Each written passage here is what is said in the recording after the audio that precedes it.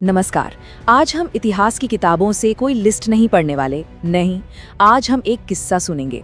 एक ऐसी कहानी जो राजनीति, रणनीति और सिर्फ जिंदा बच जाने की कला के बारे में है।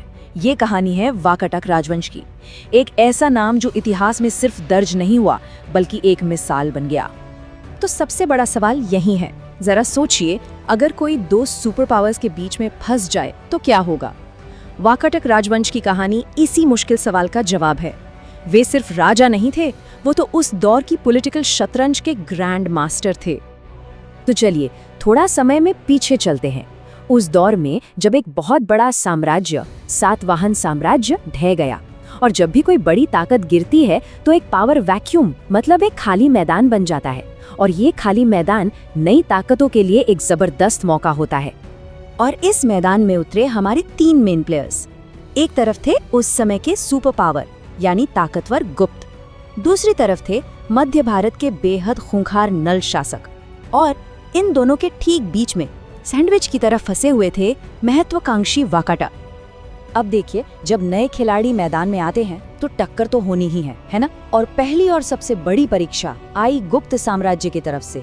एक ऐसा तूफान जिसने इस पूरे इलाके का पावर बैलेंस हमेशा के लिए बदलने का दम रखा।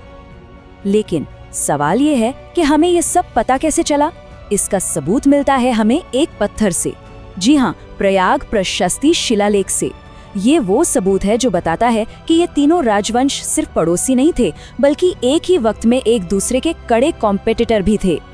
और इस महाअभियान के नतीजे बड़े दिलचस्प थे।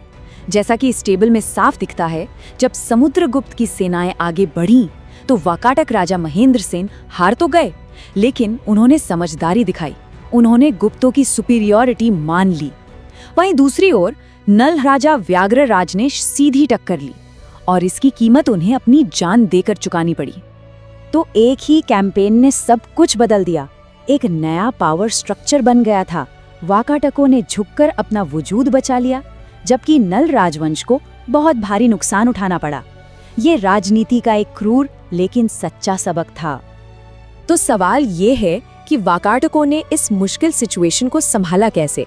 उन्होंने एक कमाल की स्ट्रैटेजी अपनाई, जिसे हम कह सकते हैं एक टू फ्रंट पॉलिसी, मतलब एक पड़ोसी से जंग और दूसरे से दोस्ती। चलिए देखते हैं ये काम कैसे करता है। तो पहला मोर्चा नल राजवंश के खिलाफ। ये एक लंबी, खूनी और कभी न खत्म होने वाली जंग थी। दोनों ही पुष्करी नाम के एक बहुत जरूरी इलाके पर कब्जा चाहते थे, और ये लड़ाई 1-2 साल नहीं बल्कि कई पीढ़ियों तक चलती रही। और ये कोई आम लड़ाई नहीं थी, नहीं, ये पर्सनल हो चुकी थी। जब नल राजा ने वाकाटकों की राजधानी नंदीवर्धन को आग लगा दी, तो इसका बदला लेने के लिए वाकाटक राजा पृथ्वीशेन द्वितीय ने भी उनकी राजधानी पुष्करी को जलाकर राख कर दिया। बिल्कुल, ईंट का जवाब पत्थर से। तो ये तो था फ्रंट नंबर 1। अब आते हैं फ्रंट नंबर 2 पर, जो इसके बिल्कुल ऑपोजिट था। यहाँ जंग नहीं बल्कि दिमाग का इस्तेमाल हुआ। वाकाटकों ने अपनी सबसे बड़ी ताकत यानी डिप्लोमेसी का दाव खिला, और वो भी किसके खिलाफ? शक्तिशाली गुप्त साम्राज्य के। ये कोई मामूली समझौता नहीं था, ये एक मास्टर प्लान था। पहले वाकाटक राजा ने गुप्त सम्राट से दोस्ती का हाथ बढ़ाया, और फिर जब दोस्ती गहरी हो गई तो चंद्रगुप्त ने अपनी बेटी प्रभावती गुप्त की शादी वाकाटक राजकुमार से कर दी। मतलब दोस्ती को रिश्तेदारी में बदल दिया। और ये सिर्फ शादी नहीं थी, इसका एक और गहरा मतलब था। प्रभावती गुप्त के पूना शिलालेख से हमें पक्का सबूत मिलता है कि इस रिश्ते के जरिए वाकाटकों ने ये मान लिया था कि गुप्त उनसे सुपीरियर हैं, और यही वो कदम था जिसने उनके सर्वाइवल की गारंटी दी। तो इस ब्रिलियंट डिप्लोमेसी का नतीजा क्या निकला? शांति, स्थिरता। और जब ये दोनों चीजें होती हैं तभी आर्ट और कल्चर को फलने फूलने का मौका मिलता है।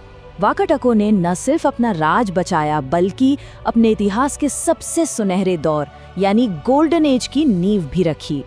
और इस गठबंधन के साथ एक बोनस भी आया, और वो बोनस कोई मामूली चीज नहीं था। वो थे द ग्रेट पोएट महाकवि कालिदास। गुप्त सम्राट ने उन्हें वाकाटक दरबार में भेजा था, अपनी बेटी की मदद और अपने नातियों को पढ़ाने के लिए।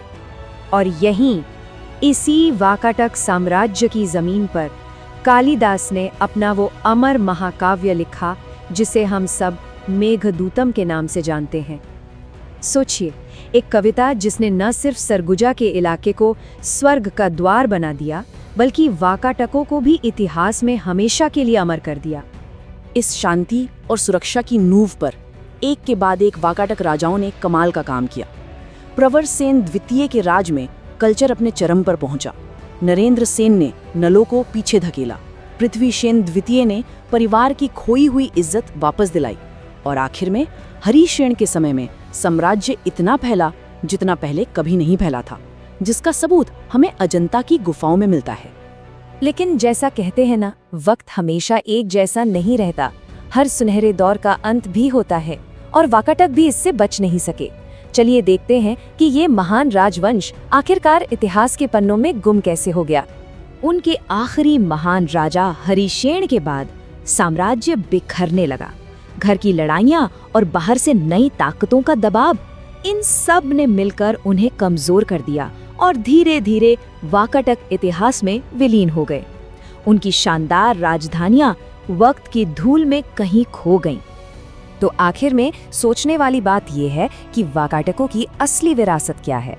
उनकी जीती हुई लड़ाइयां या फिर दो महाशक्तियों के बीच न सिर्फ जिंदा रहने बल्कि एक गोल्डन एज बनाने की उनकी वो जबरदस्त काबिलियत? शायद ये कहानी हमें यही सिखाती है कि इतिहास में सबसे बड़ी जीत हमेशा मैदान में नहीं बल्कि कभी-कभी दिमाग से और डिप्लोमेसी से भी जीती जाती है।